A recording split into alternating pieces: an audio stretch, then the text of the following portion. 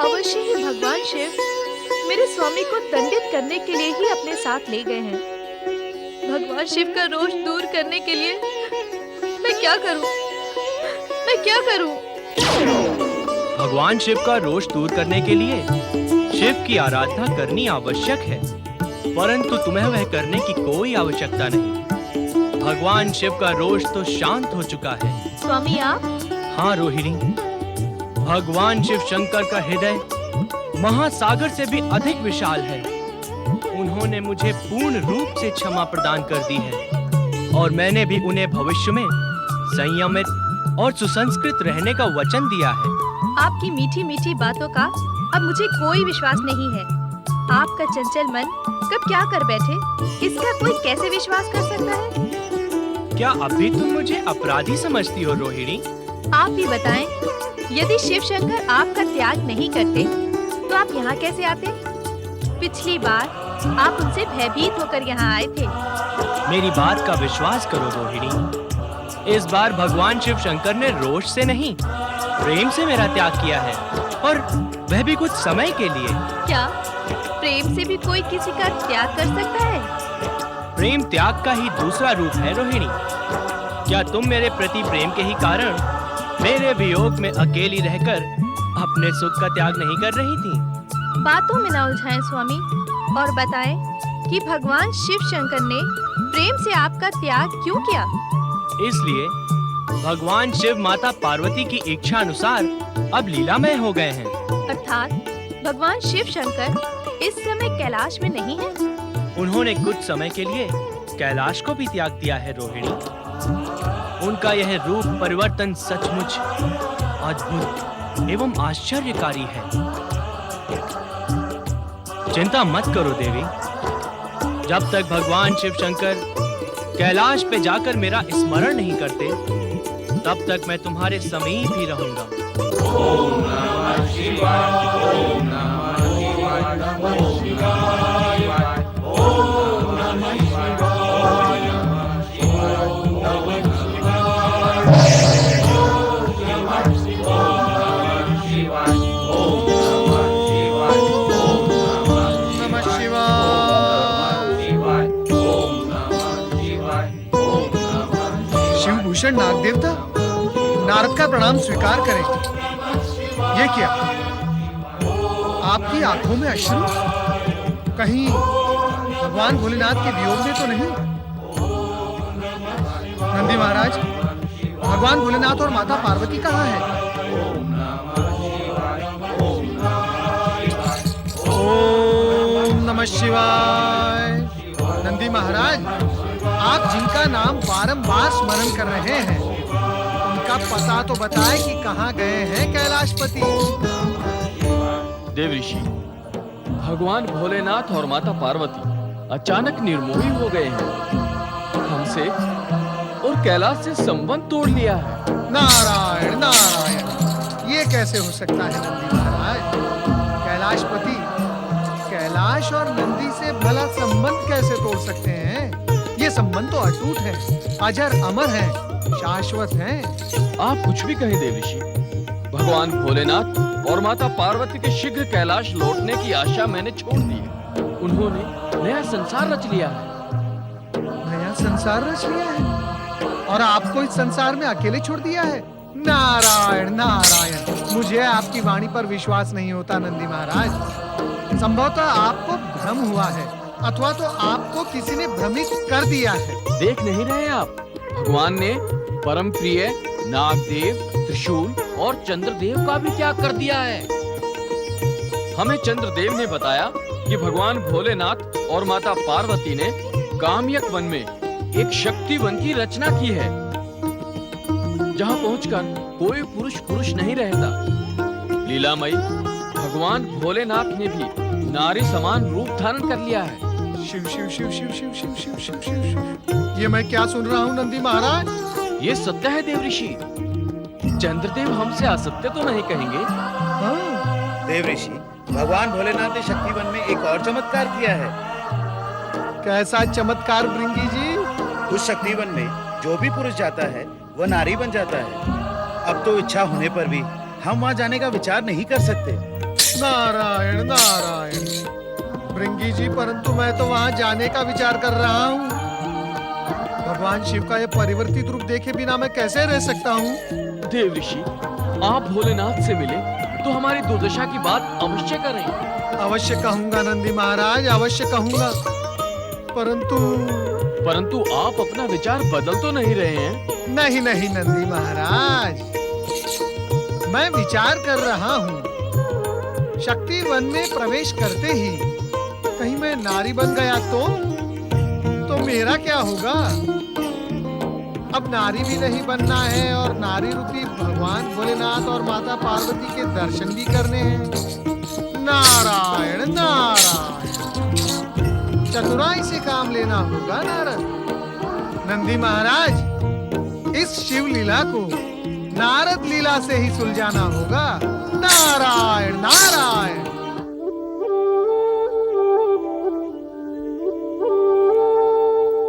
स्वामी सुनिए। स्वामी, स्वामी कृपा करके अपनी योग निद्रा का त्याग करके आंखें खोलिए। मैं आपसे कुछ कहने की इच्छुक हूँ।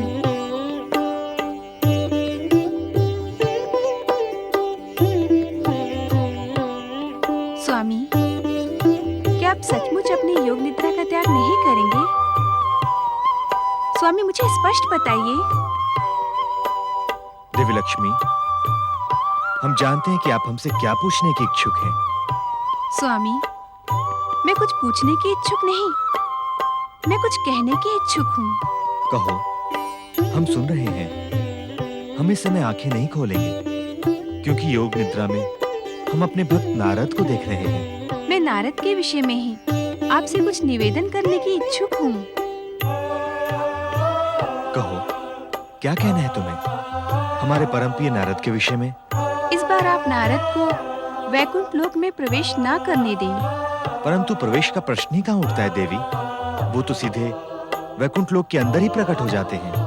आपकी इच्छा हो तो उन्हें यहाँ प्रकट होने से भी रोक सकते हैं। कैसे? हम वैकुंठ लोक में किसी के प्रकट होने पर प्रतिबंध तो नहीं लगा सकते? स्वामी, मैं पहले ही उद्विग्न हूँ, आप मुझे और संतप्त ना करें।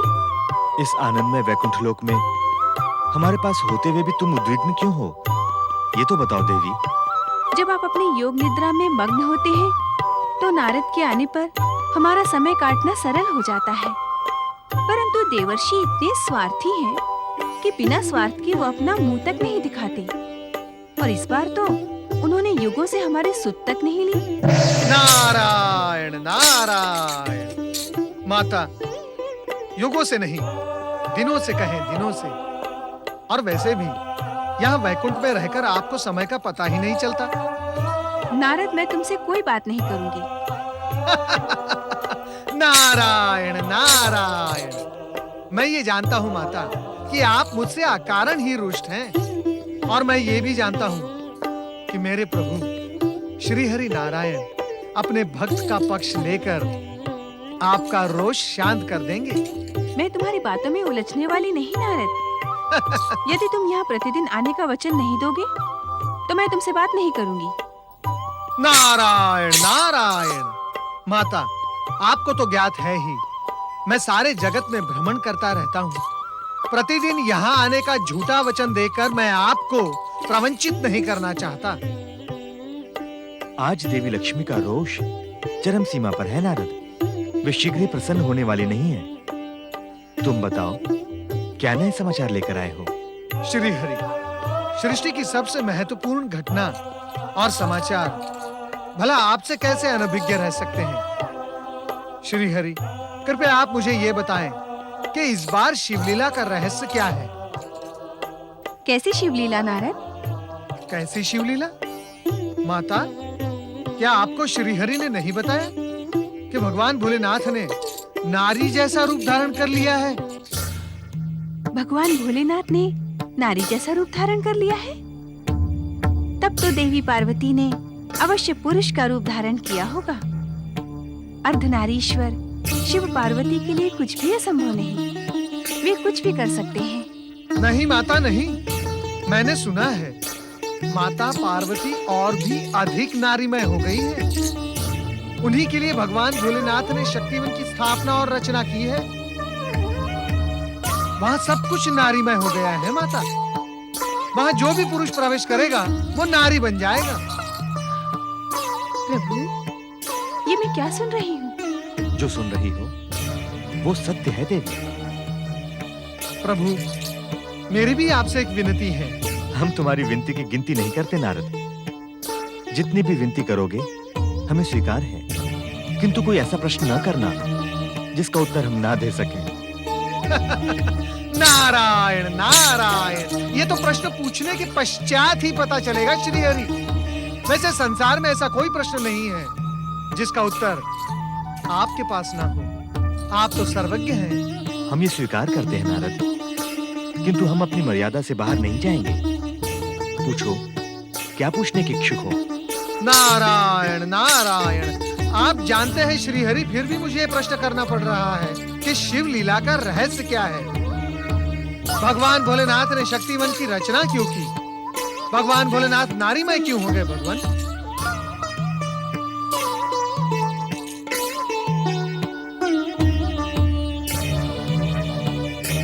नहीं नारद, इस प्रश्न का उत्तर हम नहीं देंगे, क्योंकि ये शिव इच्छा के विरुद्ध होगा। प्रभु, मुझे इस बात का आभास पहले ही हो गया था कि आप मेरे प्रश्न का स्पष्ट उत्तर नहीं देंगे, परंतु आप स्पष्ट नहीं कर देंगे, ये आशा मैंने नहीं की थी। श्रीहरि, अब आप मुझे आज्ञा दें। मुझे परमपिता ब्रह्मा जी के पास ब्रह्मलोक जाना है। इसके लिए आज्ञा की आवश्यकता है नारद। तुम सहर्ष ब्रह्मलोक में प्रकट हो सकते हो। जो आज्ञा प्रभु। नारायण नारायण। देखा स्वामी, नारद कितने स्वार्थी हैं। प्रयोजन सिद्ध ना हुआ तो कैसे एक पल में अदृश्य हो गए। देवी, इसमें नारद का कोई दोष नहीं है। वो इस प्रश्न का उत्तर जानने के लिए व्याकुल हैं। हो सकता है ब्रह्मदेव के पास उन्हें कोई संकेत मिल जाए। स्वामी, अब मैं नारद को तभी क्षमा करूंगी जब आप मुझे शक्तिवन का रहस्य बता देंगे। देवी, जो बात हम अपने प्रिय भक्त को नहीं बता सके, वो आपको कैसे बता सकते हैं?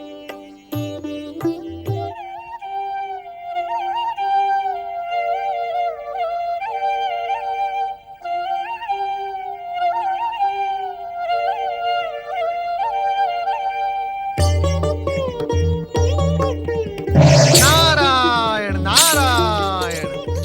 हाँ? नारायण नारायण। प्रतीत होता है परमपिता ब्रह्मा जी आज अति प्रसन्न हैं। आज तो मेरे प्रश्न का उत्तर मिल ही जाएगा। नारद, क्या तुम समझते हो ब्रह्मलोक में सरस्वती का अस्तित्व समाप्त हो गया है? नारायण नारायण। माता, कृपया आप मुझे क्षमा करें। आपको तो ये ज्ञात है ही कि किसी को भी प्रसन्न देखकर मैं भी प्रसन्नता में खो जाता हूँ। प्रसन्नता का अर्थ किसी की उपेक्षा तो नहीं? देख रही हूँ तुम दिनों दिन अधिक स्वार्थी होते जा रहे हो। स्वार्थी होना कोई बुरी बात नहीं देवी, परंतु इतना अधिक भी स्वार्थी होना ठीक नहीं कि किसी को बुरा लगे। नारायण नारायण। परमपिता, आज आपको प्रसन्न देखकर मैं अति प्रसन्न हुआ हूँ। तुम्हारी ये प्रसन्नता क्षणिक है नारद। मेरी प्रसन्नता क्षणिक है? नारायण नारायण। परमपिता, वो कैसे? तुम शिव पार्वती के शक्तिवन का रहस्य पूछने यहाँ आए हो। इसका उत्तर तुम्हें हमसे नहीं मिल पाएगा। ऐसा क्यों परमपिता? आपको तो ये ज्ञात है ही कि मैं वैकुंठ से बिना उत्तर पाए ही यहाँ लौटा हूँ। अपने इस मानस पुत्र के प्रश्न की लाज रख ले परमपिता। मेरा मन उसे जानने के लिए उद्विग्न है। आप मुझ पर कृपा करें। हम इस समय तुम्हें यही संकेत दे सकते हैं कि इस शिवलीला के रहस्य का संबंध मनुपुत्र महाराज इल और तारापुत्र बुध से है। महाराज इल और तारापुत्र बुध? परमपिता, केवल इतना संकेत मेरे लिए पर्याप्त नहीं है। मैं उस शक्तिवन का पता कैसे लगाऊं? कृपया आप मुझे ये बताएं कि शक्तिवन आर्यवर्त के किस क्षेत्र में है? शक्तिवन काम्यक वन में है और काम्यक वन महाराज इल के राज्य में। बस इससे अधिक हम तुम्हें कुछ नहीं बताएंगे। तुम्हारा कल्याण